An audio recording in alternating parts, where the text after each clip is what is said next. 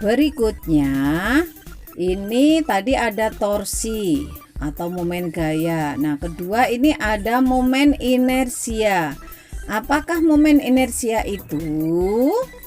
Nah, kalau definisi di sini, momen inersia dari sebuah partikel bermassa m ini didefinisikan sebagai hasil kali massa partikel m dengan kuadrat jarak tegak lurus partikel dari titik poros.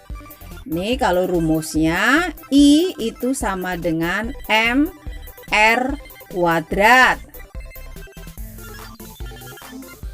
M massa, R tetap jarak.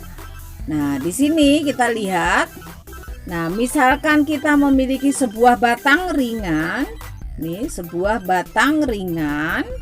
Anggap batang itu masanya 0 dengan panjang R ya, dengan panjang R.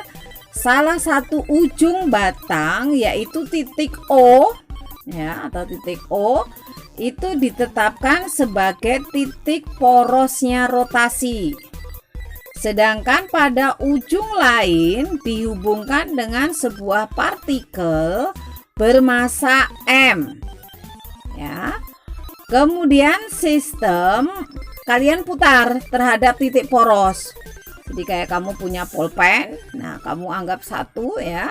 Kemudian ujungnya kamu putar, sistem Anda putar, kalian putar terhadap titik poros O tadi, sehingga partikel bermassa M itu akan berotasi dengan kecepatan linier sebesar V. Dengan kecepatan sudut putar sistem adalah omega V. Jadi kalau liniernya kecepatan linier V, ada kecepatan sudut putar sistem adalah omega, kayak huruf V. Ya. Nah, tentu saja ada energi kinetik rotasi. Karena dia berputar, bergerak, maka ada energi kinetik rotasi. Sebesar berapa? Setengah mv kuadrat. Ya, setengah mv kuadrat. Itu energi kinetik rotasinya.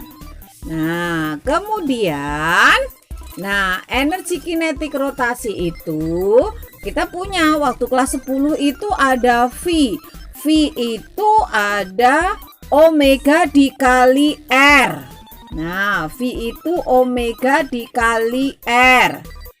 Maka persamaannya energi kinetik setengah M V kuadratnya diubah jadi omega kuadrat dikali R kuadrat. Itu energi kinetik rotasinya. Nah, kecepatan linear V itu analog dengan kecepatan sudut omega. Nah, di situ maka momen inersia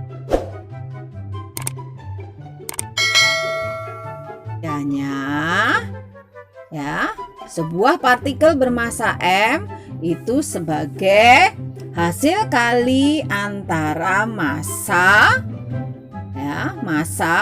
M dengan kuadrat jarak tegak lurus partikel dari titik porosnya R kuadrat.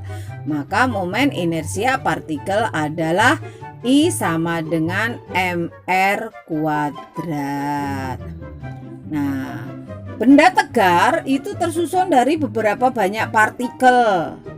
Ya. Jadi kalau benda tegar itu kan disusun oleh banyak partikel yang terpisah, dan masing-masing memiliki massa. Massanya M1, M2, M3, M4 dan seterusnya, seperti gambar yang di sini ada porosnya di sini nih. Poros rotasi di sini. Dan untuk menentukan momen inersia dari benda tersebut, ya kita harus mengalihkan. Tadi ada I1 sama dengan M1 kali R1 kuadrat. Kemudian M2. Jadi I2 M2 R kuadrat ya, R2 kuadrat. Ada I3, berarti M3 kali R3 kuadrat. Kalau ada M4, masa ke yang keempat, berarti I4 sama dengan M4 dikali R4 kuadrat. Jadi I-nya itu adalah penjumlahan dari I1 ditambah I2 ditambah I3 ditambah I4 dan seterusnya.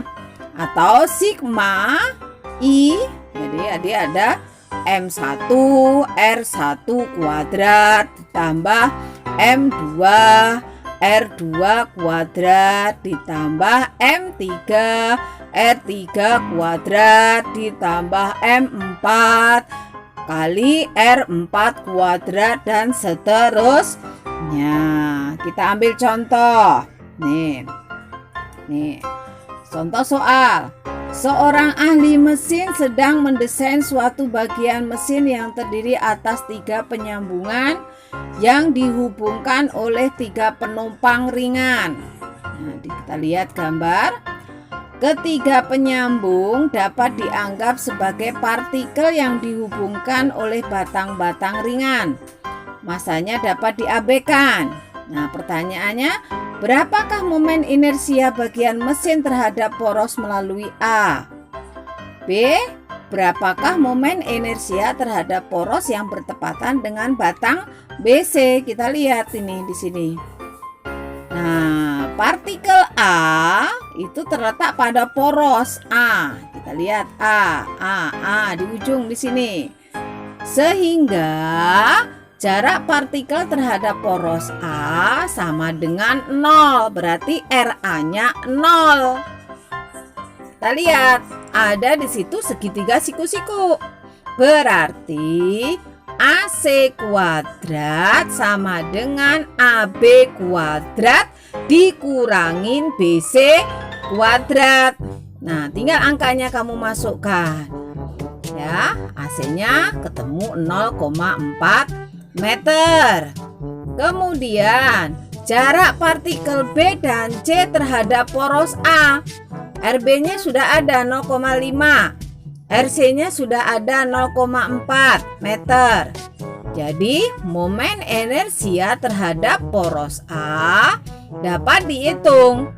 I sama dengan MA RA kuadrat ditambah MB RB kuadrat ditambah MC RC kuadrat. RA 0, maka dikalikan MA dikali 0, 0. MB ada 0,1 kg. RB-nya berapa? 0,5 kuadrat ditambah MC 0,2 kg. RC-nya berapa? 0,4 kuadrat. Jadi hasil akhirnya 0,057 kg meter kuadrat. Yang B, momen inersia terhadap poros yang segaris dengan batang BC. Kamu lihat batang BC, partikel B dan C terletak pada poros BC. Sehingga inersia yang dihasilkan keduanya sama dengan 0. Nah, dilihat.